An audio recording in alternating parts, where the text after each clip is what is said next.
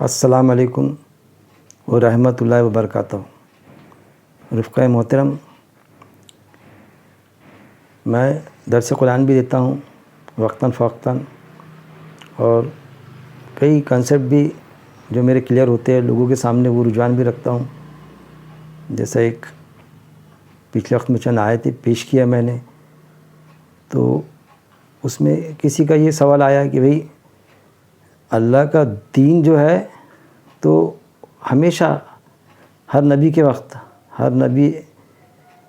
وقت میں جو دین ہے وہ اسلامی رہا۔ بے شک بالکل، مجھے بھی اس سے انکار نہیں ہے، لیکن پھر موصوف نے یہ بتلائے، میں بہت ان کی عزت کرتا ہوں، بہت احترام کرتا ہوں ان کا، لیکن میرا ایک معاملہ ہے کہ میں مخالفت علم کی بنیاد پہ کرتا، بغض کی بنیاد پہ نہیں۔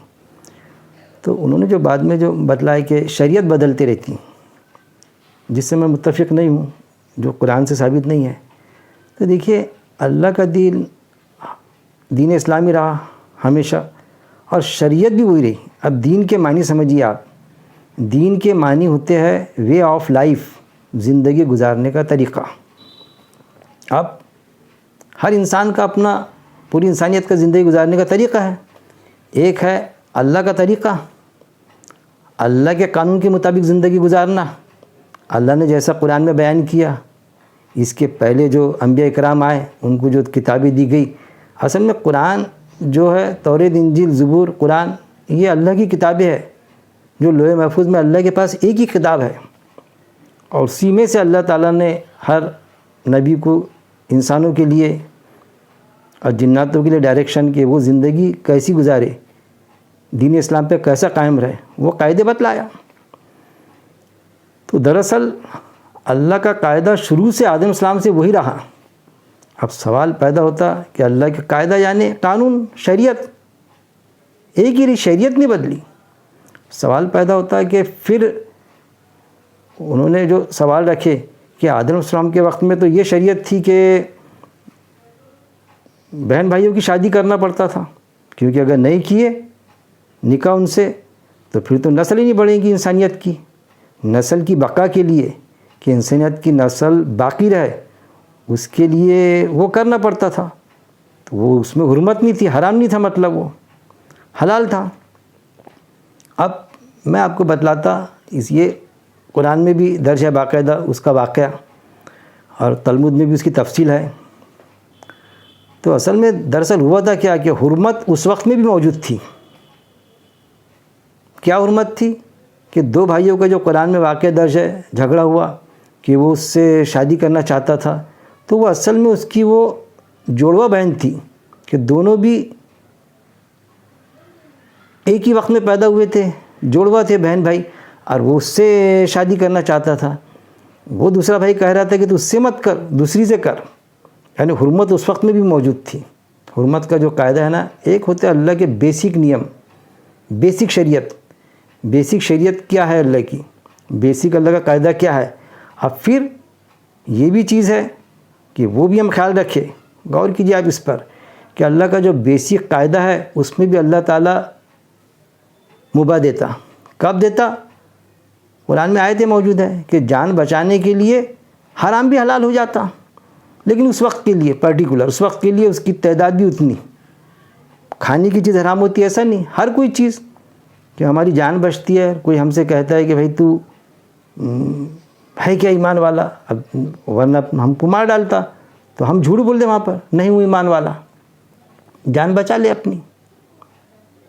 اس طرح کا مورے کا آ گیا کہ کوئی جان کا ہمارا یہ ہو گیا، یا پھر کسی کی جان بچتی ہے تو ویسا تو جھوٹ ایک ہوتا حلال حرام، سچ بولنا حلال ہے، جھوٹ بولنا حرام ہے، منع فرمایا گیا۔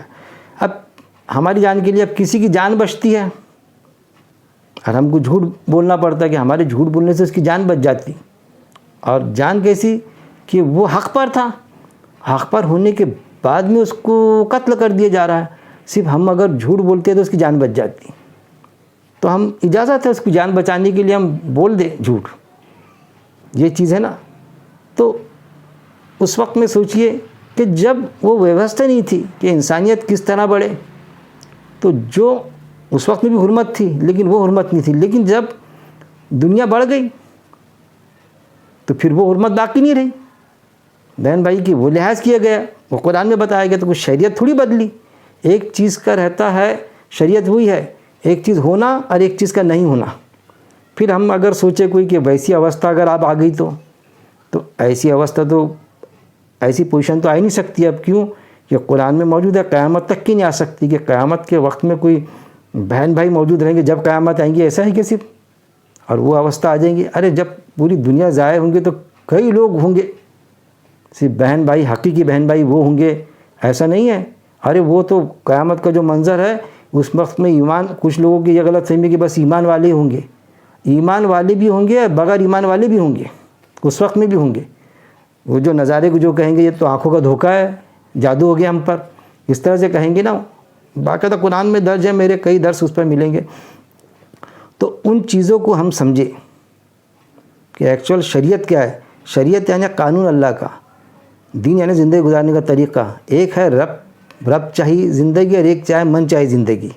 جب انسان اسلام جو ہے رب چاہی زندگی، اللہ جیسا چاہتا تو اللہ کے قاعدے کے مطابق ہماری زندگی گزارنا، اور ایک ہوتی من چاہی یعنی انسان خود کے اس پر انسان جو قانون بنا رہا ہے اس کے مطابق چلنا۔ تو انسانی قانون بدلتے رہتے، سہولتوں کے حساب سے بدلتے، چینج ہوتے رہتے، اللہ کا قانون فکس رہتا، نہیں بدلتا۔ اسی وقت میں وہ قانون میں اللہ نے اجازت دیا وقتی طور پر، اسی وقت کے لیے، پرٹیکولر اسی وقت کے لیے کہ وہ مورے کا آیا تو پھر جو چیز اللہ نے حلال کیا یا جو چیز حرام کیا تو وہ آپ اپنی جان بچانے کے لیے حلال کر لو، جیسا وہ اس وقت میں تھا کہ پوری انسانیت کو پروان چڑھانے کے لیے بہن بھائیوں کے رشتے کو ایتھینٹک سمجھا گیا۔ بعد میں پھر جو تھی حرمت باقاعدہ چلی، پھر بہن بھائیوں کی بھی حرمت چلی۔ تو ان چیزوں کو سمجھنا پڑے گا۔ خاص بات میرا کہنے کا مطلب، کہنے کا تاتپریہ یہ ہے کہ شروع سے ہی آدم اسلام سے لے کے سب انبیاء اکرام کے وقت میں اللہ کا دین بھی اسلامی تھا اور اللہ کی شریعت یعنی اللہ کا قانون بھی وہی تھا۔ کیوں وہی تھا؟ کہ انسان کی جسمانی ساخت شروع سے ابھی تک کے بالکل بدلی نہیں، اصل میں اس کی جسمانی ساخت نہیں بدلی، اس کی جو ریکوائرمنٹ ہے جو اس کو چاہیے زندگی گزارنے کے لیے وہ بھی چینج نہیں ہوا۔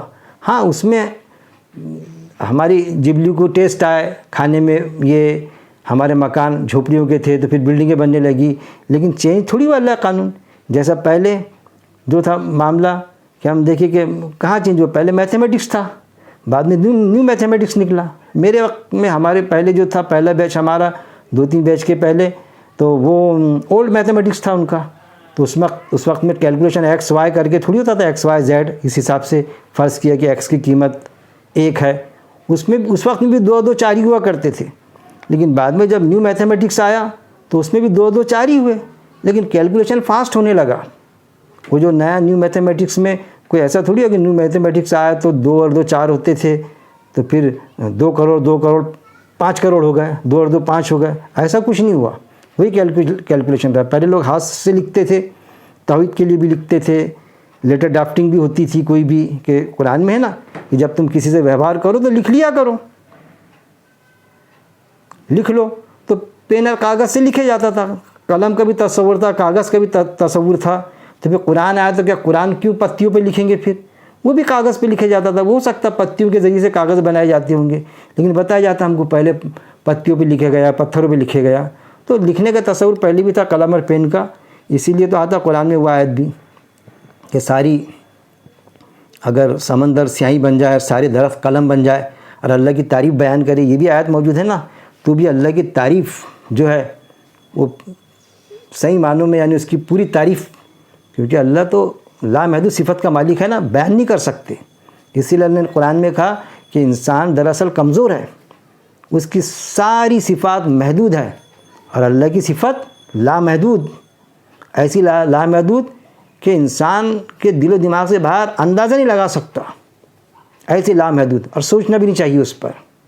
اس لیے اللہ تعالیٰ نے قرآن میں جو آیت دیا کہ تم اگر اللہ کے قاعدے کے حساب سے چلیں گے، اللہ کے قانون کے حساب سے، اللہ کے احکامات کے مطابق، تو ایسے ذراؤں سے رزق دوں گا۔ رزق یعنی صرف کھانے پینے کی چیزیں نہیں، صرف مال و دولت نہیں، رزق یعنی ہر وہ چیز جو تم کو چاہیے، ایسے ذراؤں سے دوں گا کہ تم گمان بھی نہیں کر سکتے۔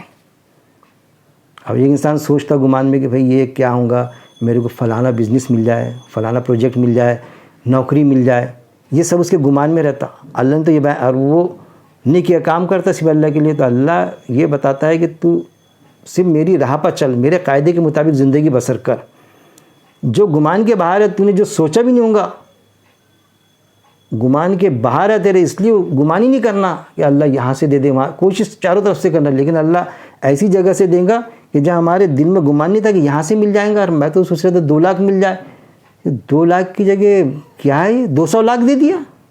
تو اللہ کے خزانے میں کوئی کمی نہیں ہے۔ تو وہ چیز کو سمجھے ہم کہ اللہ کا دین بھی ایک، زندگی گزارنے کا طریقہ وے آف لائف، اور اللہ کی شریعت بھی ایک۔ حرمت کا قانون اس وقت میں بھی موجود تھا، آج بھی موجود ہے، قیامت تک کے موجود رہیں گا، کوئی چینجز نہیں، انسان کی بناوٹ میں کوئی چینجز نہیں، اس کی جو ریکوائرمنٹ تھی اس کی چینجز نہیں، باوجود اس کے دنیا نے ترقی کی۔ پہلے تلواروں سے جنگ ہوتی تھی، اب بندوق سے، میزائل چل رہے، اب پہلے ہاتھ سے لکھے جاتا تھا، بعد میں پھر کلر پرنٹ آئی، پرنٹ ہوا، بعد میں پھر ٹائپنگ مشین سے لکھے گیا، آج کمپیوٹر سے۔